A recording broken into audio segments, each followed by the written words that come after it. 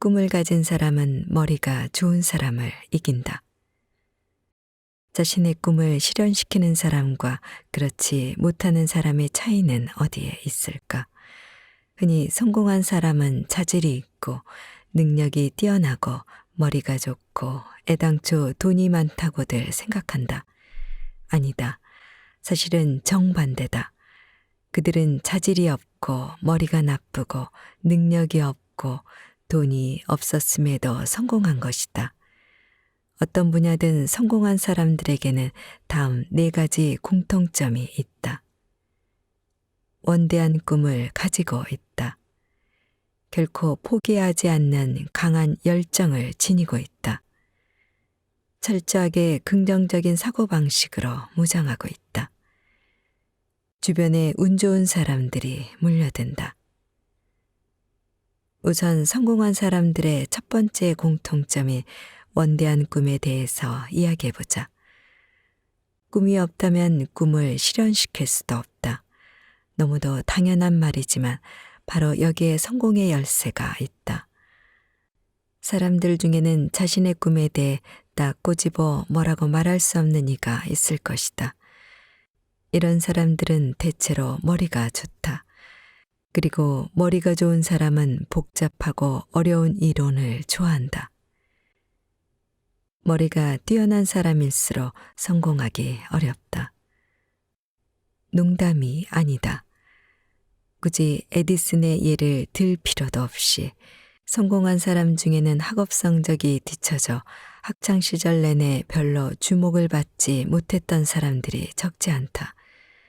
학교 교육의 틀에 잘 적응하고 성적이 뛰어난 사람들은 대체로 커다란 성공을 꿈꾸지 않는다. 그들에게는 올림픽에서 금메달을 딴다거나 프로야구 선수로 성공하려는 꿈 같은 것은 허황한 남의 얘기에 불과하다. 확률적으로 따지면 실현 가능성이 거의 없기 때문이다. 하지만 이론이나 수치, 논리적 분석 따위와는 상관없이 자신의 꿈이 반드시 실현되리라고 믿는 머리 나쁜 사람들이 있다.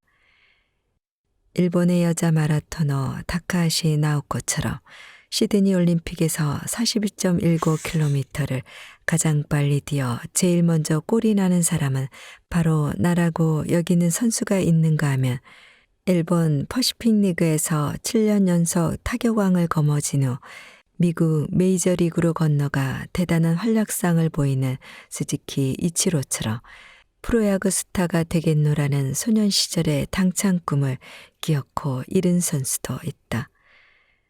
성공한 이들은 확률 따위는 무시하고 덤비는 비상식적인 사람들이다. 그들은 누가 봐도 불가능하다고 여기는 것들을 가능하다고 착각한다. 러시아의 슈퍼헤비급 역도 선수인 바실리 알렉세예프는 역도계에 떠오르는 혜성으로 매번 기록을 경신하는 우수한 선수였다. 그러다가 그의 신기록 행진은 250kg에서 멈췄다. 250kg을 드는 건 무리예요. 의사와 학자들은 250kg은 인간의 한계라고 말했다. 그러던 어느 날 한 심리학자가 그의 트레이너에게 말했다. 엮기 위해 251kg을 올려놓고 알렉세프에겐 249.5kg이라고 말하세요. 사실을 모르고 있던 알렉세프는 251kg을 번쩍 들어올렸다. 나중에 트레이너가 그 사실을 알려주었을 때 그는 놀라움을 금치 못했다. 이후 그는 7년 동안 무려 80차례나 세계 신기록을 경신했다. 육체적으로 달라진 게 없지만 할 수 없다라는 마음의 벽을 깨고 가능하다라고 생각을 바꾸자 잠자고 있던 능력이 깨어나게 된 것이다. 한편 99%에 해당하는 사람들은 가능하다는 착각 대신 상식에 집착한다. 머리가 좋은 나머지 과거의 정보들을 참조해 근사한 꿈일수록 실현하기 힘든 것으로 이해한다. 여기서 과거의 정보들이란 대체로 부정적인 정보들이다. 내 경우만 해도 무참히 박살나버리고 말았던 과거의 꿈들이 머릿속 기억 창고에 숱하게 저장돼 있다.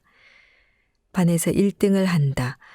노력했지만 학업 성적이 우수한 형의 놀림감이 되는 점수밖에 못 탔다. 그녀와 꼭 데이트를 한다. 데이트는커녕 말도 걸지 못했다. 모모 대학에 반드시 합격한다. 내가 낙방한 그 대학에 다니는 형이 그렇게 부러울 수가 없었다. 과거의 부정적인 정보들에 집착하는 한 자신의 꿈은 멀어질 수밖에 없다. 이른바 상식적인 인간은 현실과 타협하는 사고방식을 지니고 있다. 문제는 이러한 사고방식이 무의식 중에 작동한다는 데 있다. 상식적인 인간은 꿈을 갖고 싶어도 미래를 긍정적으로 그려보고 싶어도 자신도 모르게 어느새 현실과 타협한다. 당연히 꿈이 있어서도 그 꿈을 믿을 수 없고 진지하게 소망을 품을 수도 없다. 그래서 결국 성공하지 못하는 99%의 그룹에 속하게 되는 것이다. 꿈이 없으면 열정이 안 생긴다. 꿈이 없으면 인내심을 키울 수 없다. 꿈이 없으면 근성이 사라진다. 꿈이 없으면 행동하기가 귀찮아진다. 꿈이 없으면 매사에 의욕이 없어진다.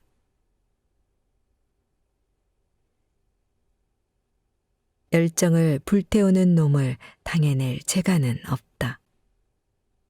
성공한 사람들의 두 번째 공통점은 열정이다.